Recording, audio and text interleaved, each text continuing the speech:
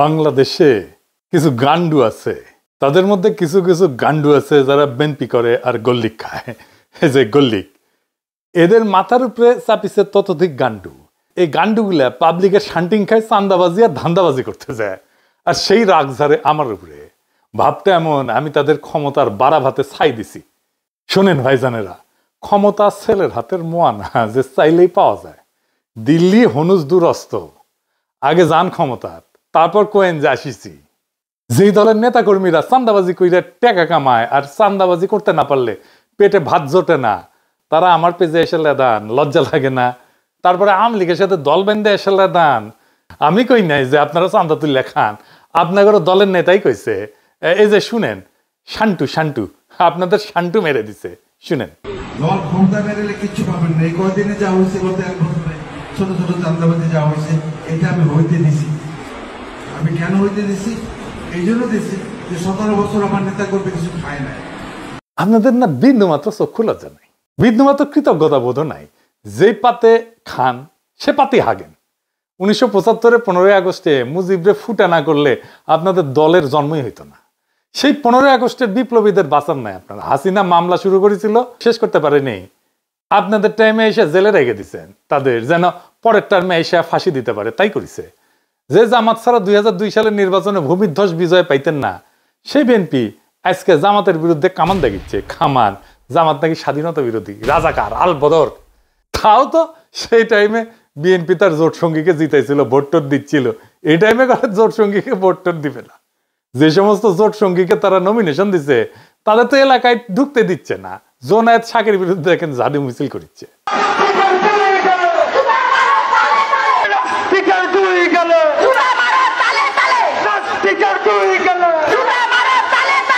Junayed শাকিরের nomination দিবে BNP, তাই মানে তাতেই ওদের পুচ্ছে আগুন ধরে গেছে। নূরের পটুয়াখালীতে নমিনেশন দিয়েছিল বিএনপি, তারপরে নূর গেছে এলাকাত ক্যাম্পেইন করতে। এলাকায় বিএনপি নেতা কর্মীরা ওরে অবরুদ্ধ করে রাখছে। যতগুলো আসন বিএনপি তার জোট সঙ্গীদের দিবে না, সব কটাই একই ঘটনা ঘটবে, আর ওই আসনগুলো হারবে বিএনপি। যাই হোক, যেটা নিয়ে আলাপ শুরু করবো কইছিলাম, কি ঘটিছে গত পরশু সেটা নিয়ে কথা বলি। কেন ওয়াকারের চোখে অশনি সংকেত দেখেছি আমি পরশুর ঘটনা, ক্যান্টনমেন্টে যেটা ঘটেছে।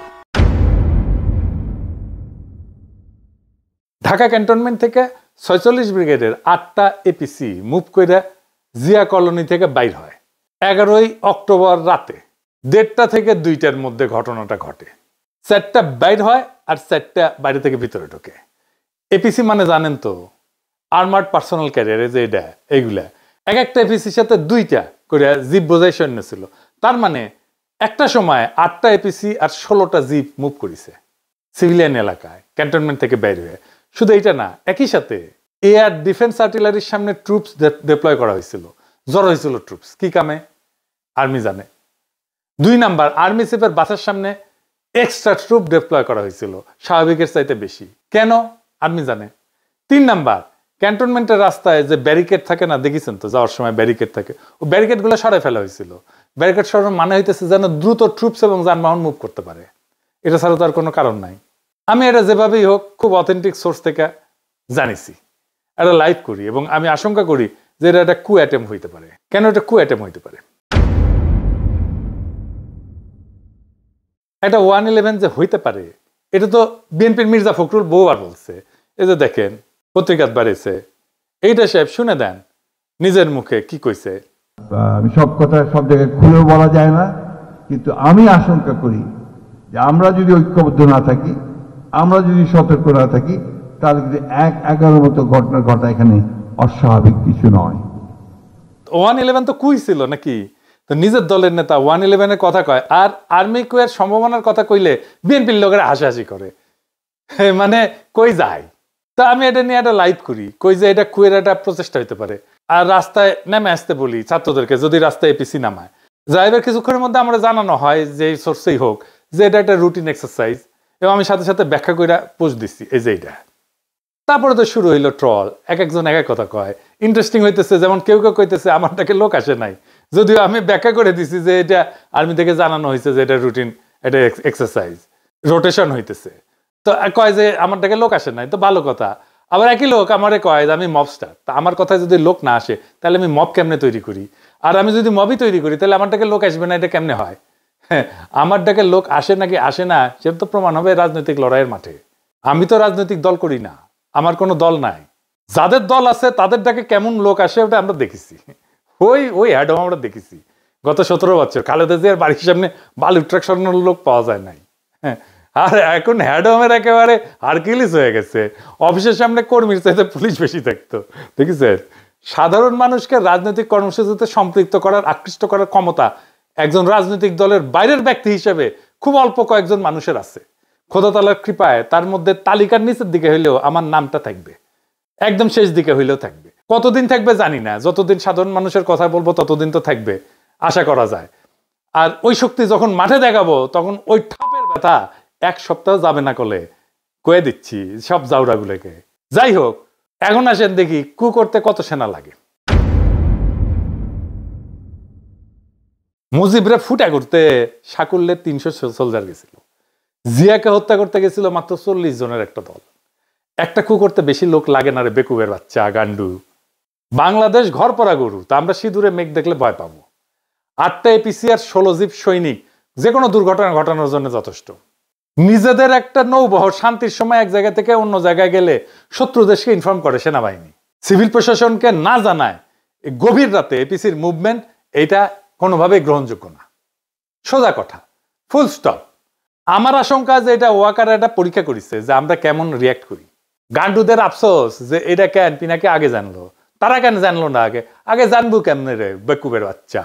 তোরা তো নিজের দলের নেতাকেই রক্ষা করতে পারিস, তোরা তো ঘুমেছিল যখন জিয়াউর রহমানকে খুন করে, হত্যা করে। চট্টগ্রাম ক্যান্টনমেন্ট থেকে ওই চট্টগ্রাম সার্কিট হাউস, এটা 10-11 মাইল না 12 মাইলের মতো না? এই 12 মাইল আসলো একটা গ্রুপ সন্দেহজনক ইয়েতে, কেউ খেয়াল করলো না। এই তো হইতেছে ইন্টেলিজেন্স। তো ঘুমেছিল কে তোরা? তো তো জায়গায় থাকলে কবার পারলুনি যে আমরা যাচ্ছি বাঁচানোর জন্য, যাচ্ছি আমাদের প্রেসিডেন্টকে? পারিস নাই তো। সজাগ থাকলে তো করবো। তো ঘুমাস তো, নাক ডেকে ঘুমাস, তা ঘুমানোর সময় আবার নাকও ডাকে তোকে। এডিটর সাহেব, নাক ডাকার একটা সাউন্ড দেন, ক্যাঙ্কা নাক ডাকে বিএনপির লোকগুলো, সেটা দেখিয়ে না। কেউ কেউ কইতেছে, আমি আরো কেন কনফার্ম হইলাম না, আর আমার কাছে তো রিয়েল টাইম তথ্য আছে সিভিল প্রশাসনের শীর্ষ পর্যায় থেকে। 46 ব্রিগেডের ব্রিগেড কমান্ডার মফিজুলের ফোনে 1000টা ফোন করা হয়েছে নানা মানুষকে দিয়া, আর মফিজ মিয়া ফোন ধরে না। তো আপনার কি মনে হয় যে সে ঘুমাইতেছিল? মোটেই না, ইচ্ছা করে ফোন ধরে না। এই সময় কি করা যায়, কি করা উচিত? চুপ করে বসে থাকা, কনফার্ম করা, আর কি করে ফেলবো? এই প্রসঙ্গে কর্নেল মোস্তাফিজের বক্তব্য শুনি, কি কইছে। পিনাকি তাকে দেখছেন না একটা লাইভ করতে, যে 46 ব্রিগেডে একটা মুভমেন্ট হয়েছে। হ্যাঁ, this is a routine movement, but এটা প্ল্যান করে এখন নিয়ে আসা হয়েছে। কাদেরকে থামানোর জন্য? যে ছেলেগুলা রাস্তা নামছিল বলার জন্য যে এই যারা গুম খুনের সাথে জড়িত তাদেরকে পুলিশের কাছে হ্যান্ড ওভার করে দিতে হবে, তাদেরকে যেন জেনারেল ওয়াকার বাঁচাইতে না পারে। এটা কভার করার জন্য একটা চিকন বুদ্ধি করছে। মানে আমি এটা কেমনে জানলাম? আমি তো সবসময় এটা নিয়ে অনেকে ফান করে, যারা ওয়াকারের পালিত কিছু কুকুর আছে, কিছু হইলেই আইসা যুক্তিতর্ক বাইর হয়ে যায় আর কি, যেখানে সেখানে আমি লাইভ করি। ওই কুকুরগুলা তখন এই সুযোগটা নিছে আর কি, কুকুরগুলা দিয়া স্প্রেড করা যে সাপও মারলো লাঠি মানে ভাঙলো না। কি যে এই এপিসি মুভমেন্টটা ইচ্ছা করে এই টাইমে করা হয়েছে যেন এটা একটা থ্রেট হয়। সবাই যে গরম হয়েছে, আমি জাস্ট ভারমন্টের দিকে আইসা আলবেনিতে লাঞ্চ করার জন্য রেস্টুরেন্টে উঠছি, সাথে সাথে 4-5 জন আমাকে ফোন করছে যে এই হইতেছে, হোয়াট ইজ দ্য নিউজ। আমি কয়েকজনের কাছে নিউজ দিলাম, তাদেরও কোনো রেসপন্স পেলাম না। অবশ্যই মনে হলো এরকম একটা হলে তো আমার 1-to-1 জানার কথা। হ্যাঁ, গ্যারান্টি। এই যে 46 ব্রিগেডের যে মুভমেন্ট হচ্ছে বিদ্রোহীদের কাছে চলে গেছে, এটি হচ্ছে মেইন জিনিস। এটা থেকে শিক্ষা গ্রহণ করতে হবে আমাদের জেনারেল ওয়াকারুজ্জামান, যে আপনি ইচ্ছা করলে কিছু একটা করলে পার পাবেন না, এবং এটা ভালো মতোই জানেন। বিএনপির গান্ডুগুলারে কই, শহীদ প্রেসিডেন্ট জিয়াউর রহমান ডিফ্যাক্টো এবং ডি জুরো মিলায় ক্ষমতায় ছিলেন 5 বছর 6 মাস 23 দিন। কয়া দিলাম, লিগে রাখেন। এর মধ্যে কু হয়েছে কয়টা জানেন? 19টা। শেষবার কু করছিল 24 ইনফ্যান্ট্রি ডিভিশনের জিওসি মেজর জেনারেল মঞ্জুর, যিনি একসময় জিয়ার অত্যন্ত ঘনিষ্ঠ মিত্র ছিলেন। সেইবার আর উনি সার্ভাইভ করতে পারেন নাই। কয়েক মাস পর পর একটা করে কু হইতো। গোয়েন্দা সংস্থা থেকে কিন্তু জিয়াউর রহমানকে সতর্ক করা হয়েছিল, কর্ণপাত করেননি। অ্যান্থনি মাসকারেনাসের মতে জিয়া ব্যক্তিগতভাবে মঞ্জুরকে গভীর সম্মান করতেন। চট্টগ্রাম ক্যান্টনমেন্টের সৈনিকদের অস্বাভাবিক মুভমেন্টের কথা জিয়াকে জানানো হয়েছিল, কিন্তু উনি গুরুত্ব দেন নাই। সম্ভবত আগের কুগুলা কাউন্টার করতে পেরে কনফিডেন্স বেড়ে গেছিল ওনার। পরের ইতিহাস তো আমাদের জানা। এরশাদের সময়ও কমপক্ষে 7টা কু হয়। রওনক জাহানের এই বই বাংলাদেশ প্রমিস অ্যান্ড পারফরমেন্স, এইটাতে 7টা কুয়ের কথা বলা আছে। 11-তে তো আবার কু হয়। বিএনপি সরকারের ইয়াজউদ্দিনের ক্ষমতা কেড়ে নেওয়া হয়, সে তত্ত্বাবধায়ক সরকারের প্রধান ছিল। যেই দলের প্রতিষ্ঠাতা প্রধান আর্মি চিফ হয়ে জীবন হারাইলেন, নিজেদের অসংখ্য কর্মী 15 বছর জীবন দিলেন, তারা কুনিয়া সতর্কনা থেকে গুজব বইলা উড়াই দিয়া খুব রাজনৈতিক প্রজ্ঞা দেখাইতেছে, যেন বা তাদের কোনোদিন কিছু হয় নাই। বিএনপি কুয়ের ফলে শুধু প্রতিষ্ঠাতার জীবনই হারায় নাই, 2-3 বার ক্ষমতা হারাইছে। প্রেসিডেন্ট সাত্তার নির্বাচিত সরকার ছিল, তারে কু করে কে হটাইছে? এরশাদ হটাইছে। তোরে বিএনপি সরকার কুয়ের মাধ্যমে তো হটাইছে। আব্দুর রহমান বিশ্বাসের সময় কু করার চেষ্টা করছিল জেনারেল নাসিম। 2007 সালে জেনারেল নাসিমকে তো ভালোবেসে বিএনপি তারে আর্মি চিফ বানাইছিল। তো তারপরে তারেক রহমানকে দইরা নির্যাতন করছে কে? আর্মি করছে তো নাকি? এই আর্মিরাই তো ম্যাডামকে মনিলরের বাড়ি থেকে বের করে ওই বাড়ি মাটির সাথে মিশিয়ে দিছে। 111-এর কু কইরা বিএনপির প্রেসিডেন্ট ইয়াজউদ্দিনকে হটাইল না তত্ত্বাবধায়ক সরকারের প্রধানের পদ থেকে। এশিয়ানের সেনাবাহিনী চাইছে, দেখলো না পিলখানায় তাদের সহকর্মীদের প্রাণ দেয়াকে? কারণ ইন্ডিয়া কইছিল পিলখানায় অভিযান করলে ইন্ডিয়ান আর্মি বাংলাদেশে মার্চ করবে, ঢুকে দেবে। কোনোদিন জিজ্ঞেস করে নাই ইন্ডিয়াকে যে পিলখানায় আমি অভিযান চালাইলে তুমি আমার দেশে মার্চ করার কে? এই সেনাবাহিনীর ক্যান্টনমেন্টের ভিতরে আয়নাঘর হইল। এই সেনাবাহিনী 2024-এর জুলাই আগস্টে গুলি চালাইলো, ছাত্র জনতা মারলো, আশ্রয় দিল আওয়ামী লীগ আর পুলিশের দুর্বৃত্তদের, পালাই যাইতে দিল নিজের বাহিনীর দুর্বৃত্ত জেনারেলদের, এমনকি আওয়ামী লীগের নেতাদেরকেও। এরপরে এদের শিক্ষা হয় না। কি প্রগাঢ় বিশ্বাস এদের এই জেনারেলদের প্রতি।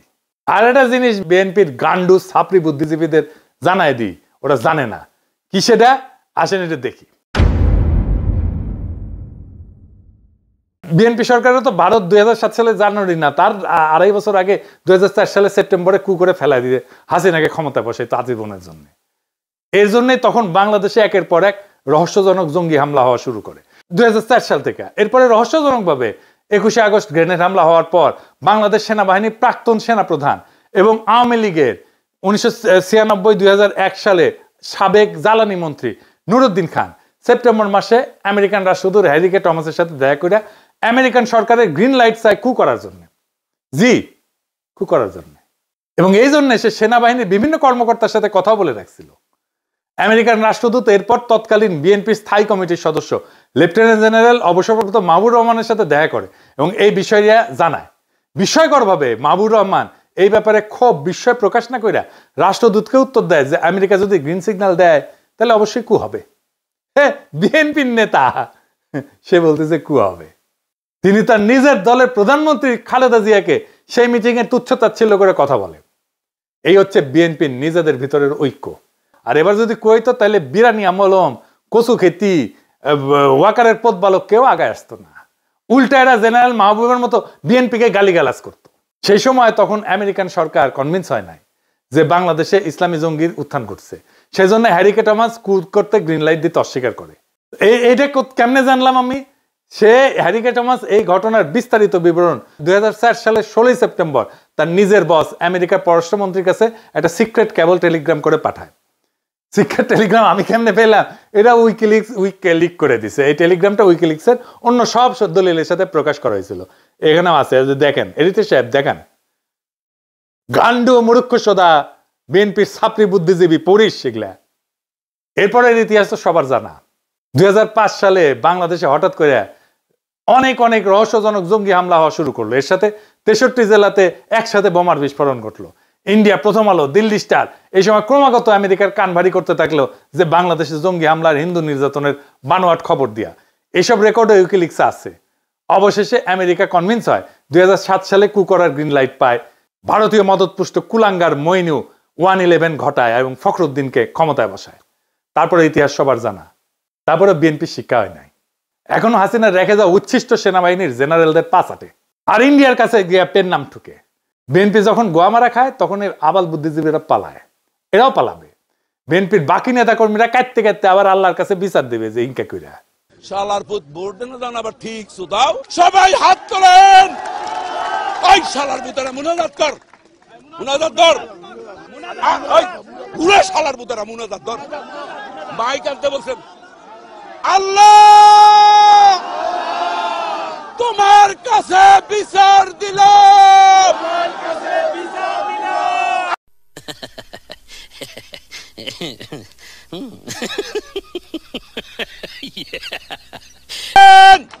আল্লাহর কাছে ওই শালার বুতারা দেন শালার বুতারা আরে বাড়াই দাও হয় না আল্লাহর কাছে বিচার রইল ও ভাই স্লোগান দেন না এবং স্লোগান দিবি মেলাম এবং এই রকম বিচার আল্লাহ সহ্য করবে না যার ওই তুমি ঠিক দাও কেন